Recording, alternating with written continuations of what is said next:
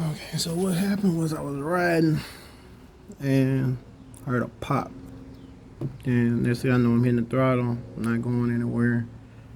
I look down, I see this insulation in here. Now today, I got some better light. I can see we got insulation back here too. So I'm hoping for the best, but I'm being prepared for the worst. We got it on service ramps right now. Got all the easy stuff taken off that we don't need any tools for. Hood, if you don't know, 2 clamps on the back, squeeze them, hood slide off from the front of the bike. Squeeze them here, slides right off.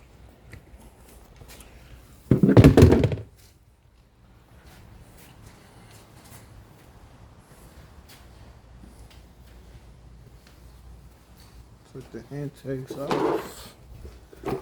Already they come off. No tools needed. This one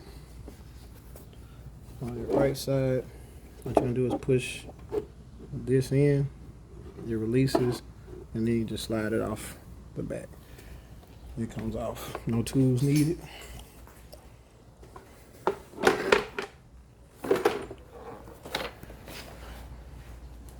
Your left intake, again, no tools. It's got 1 and 2 clamps that clamp in right there. You pull them back and it releases.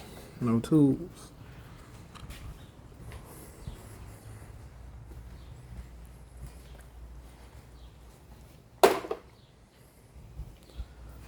Some tools you will need, and you'll need a socket wrench and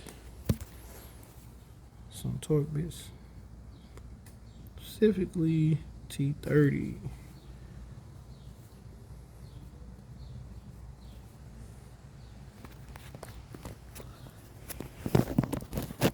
Down to the front of the bike, I got an extra piece. I got grill guard, bumper bar, whatever you want to call it. I got an extra piece to take off. So I'm gonna need a 15 millimeter socket. I got a 12-point socket. You need to have a good socket. Make sure you grip your bolts right, don't strip them.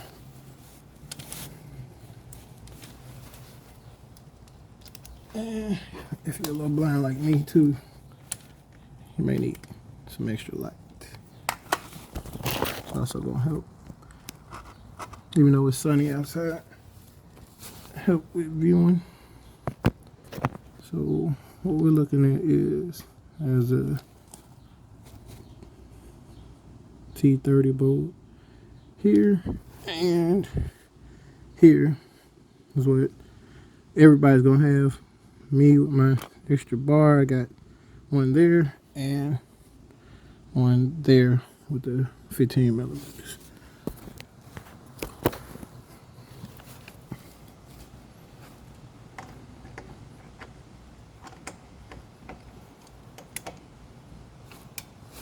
I already loosened these, so I really can do these by hand. But they're not in there so hard that you can't get them out.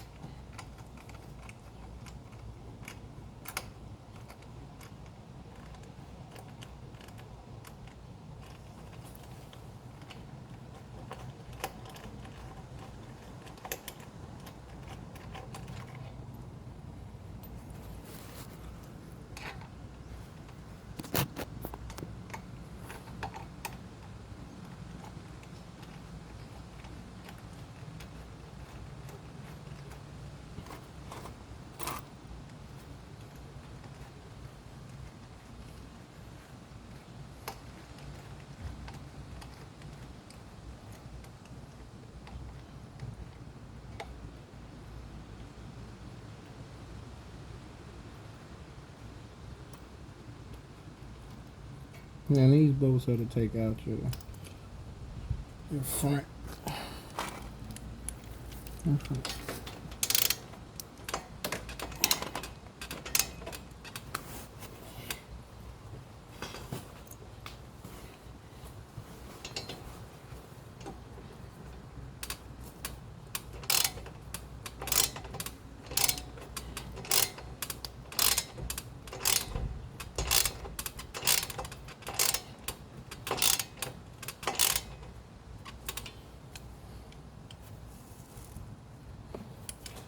Multitasking.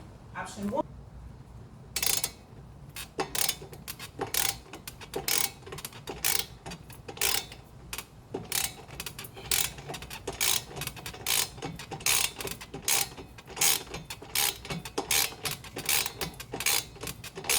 We're gonna skip through this because y'all know what wrenching sounds like and looks like.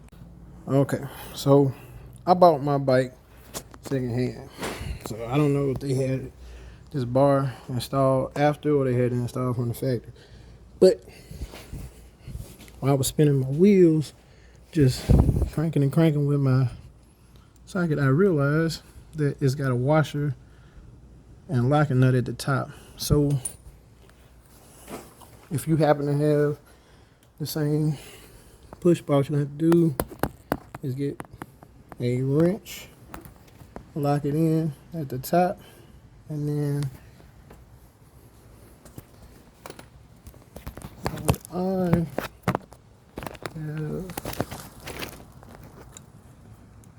I've already loosened it with my socket wrench, and now since it's loosened, I hit it with the impact wrench, holding the top, and it just comes down because everything else is already loose.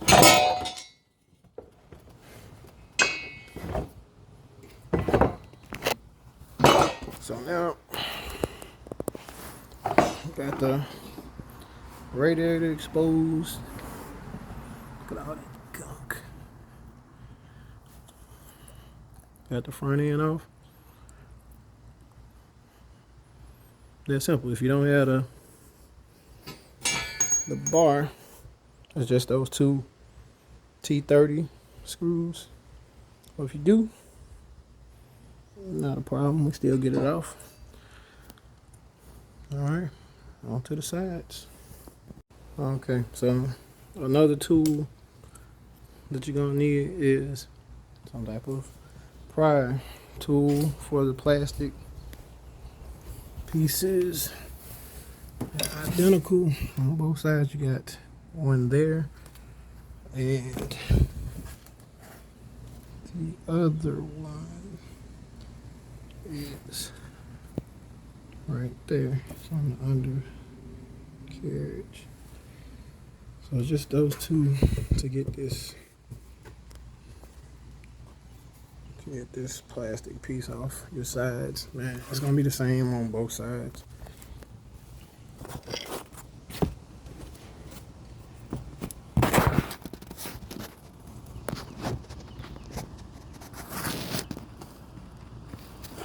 I should have a good angle on it.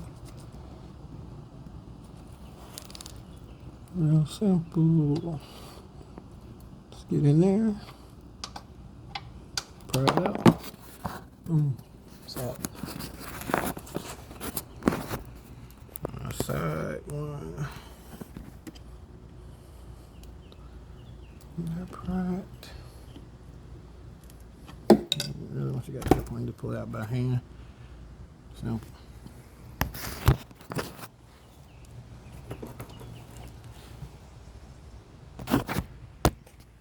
Oh, yeah. The third one.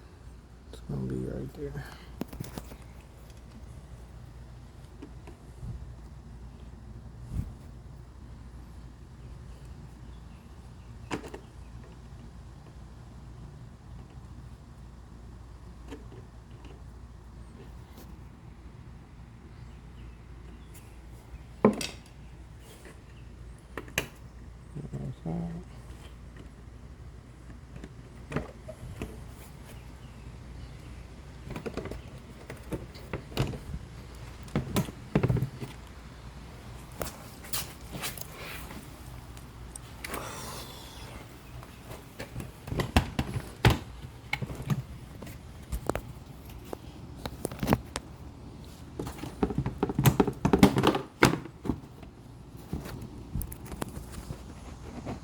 slides down and off. This side's just a little tricky because you got your brake right there, but same on the other side.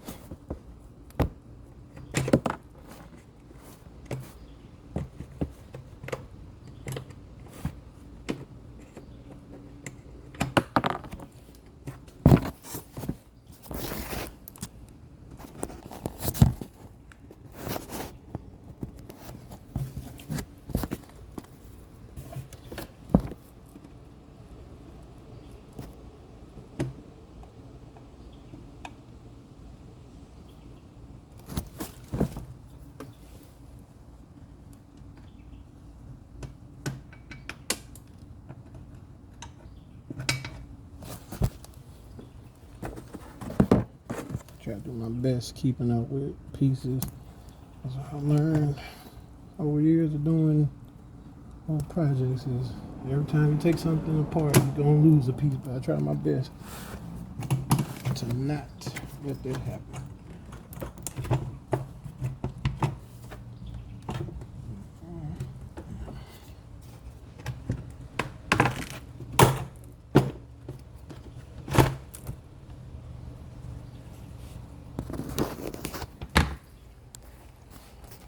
Got it off. Okay, so if I'm correct, we got 1, 2, 3 screws up there to take, and we're gonna come back and get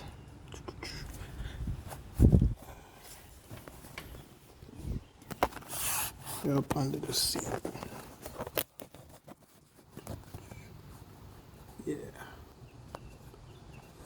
1 and 2. So there's 3 on both sides. Then 2 on the back. The other one on this side. And that one and that one. And then we should be able to lift the whole whole body of the bike up. I'll be right back with that. I'm gonna loosen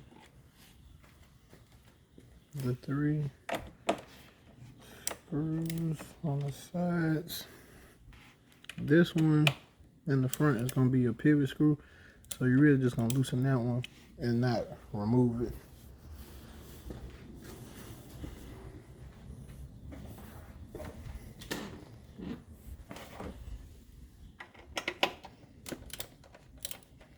And on the left side.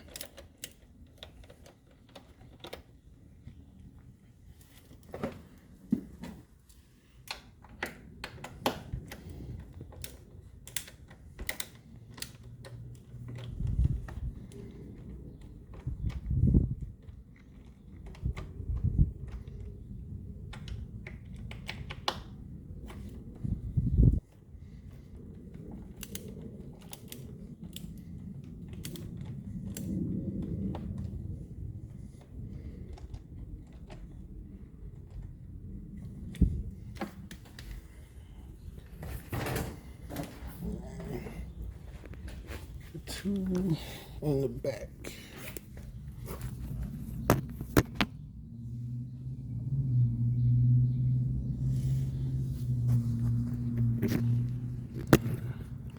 angle. I'll get on there.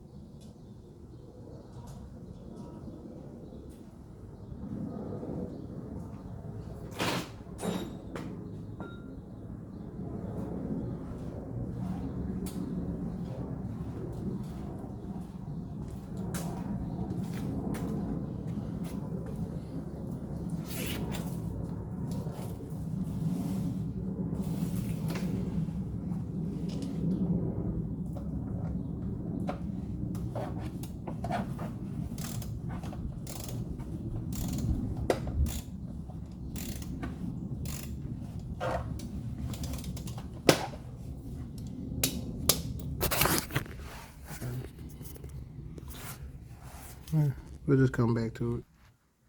Alright, so yeah, I couldn't get a good angle on getting those two screws under the seat out, but it's just two short screws. Then you got, these are your two, I have to say midpoint, just right under the Ryker. You got two of them on each side, and then you got longer bolts up in the front.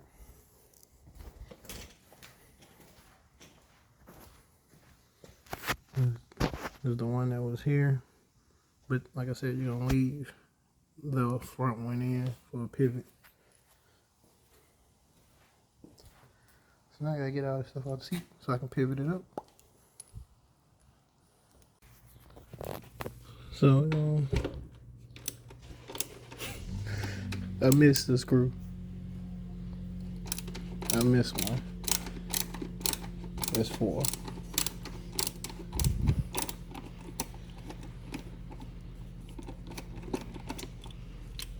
So we're gonna keep the bloopers and all.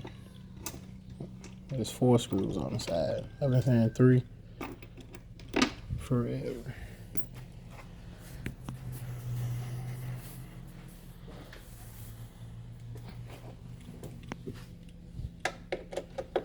But this is where the other screw is.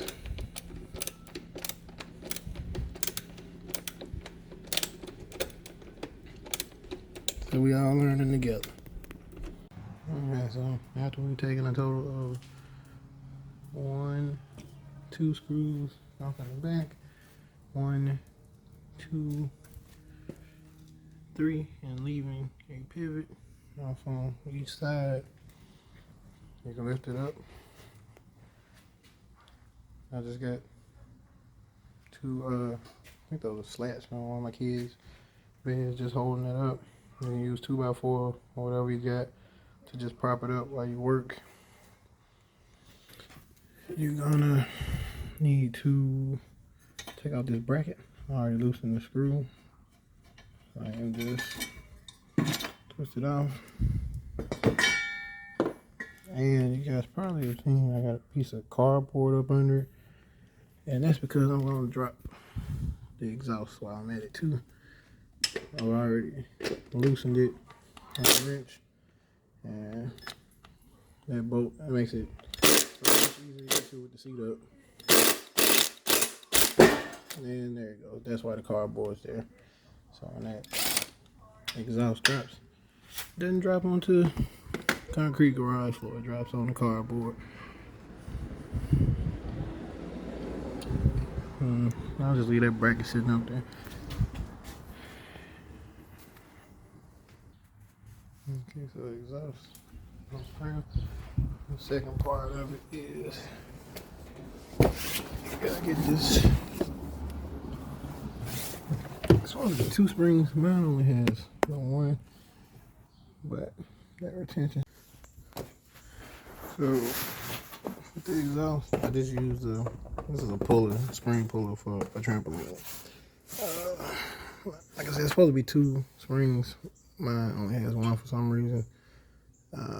I said I bought this bike from somebody, so I don't know what they did. But yeah, you just pull the spring off.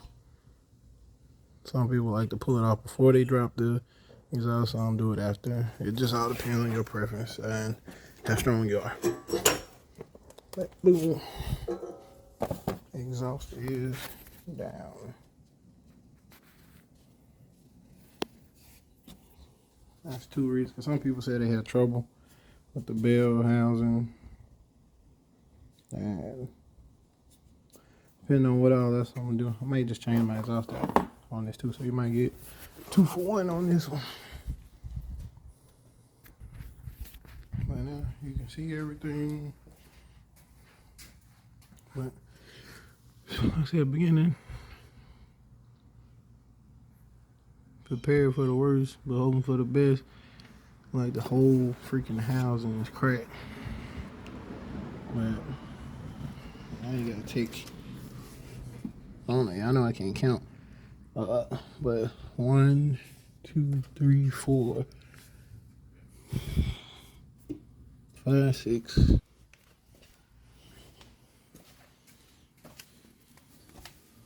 7, 8, 9, 10, 11.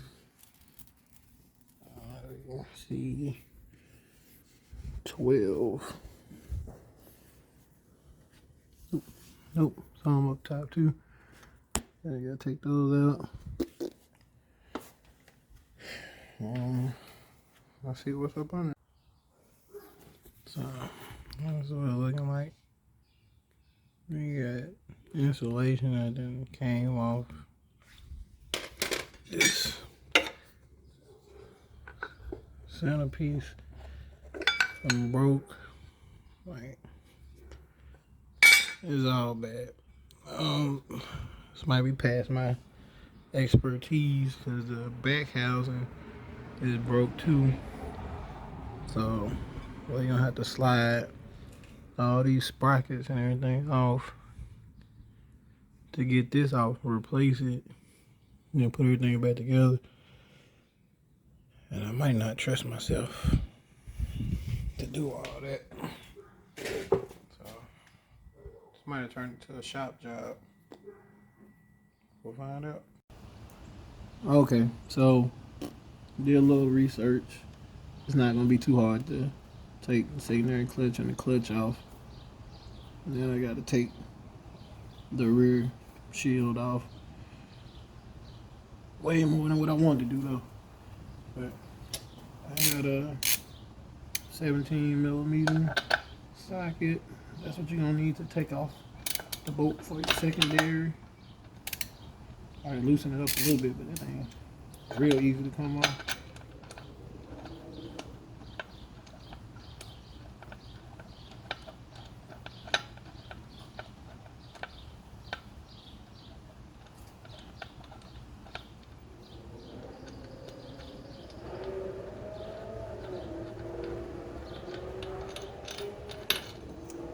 Bag it up. We'll come out with the washer.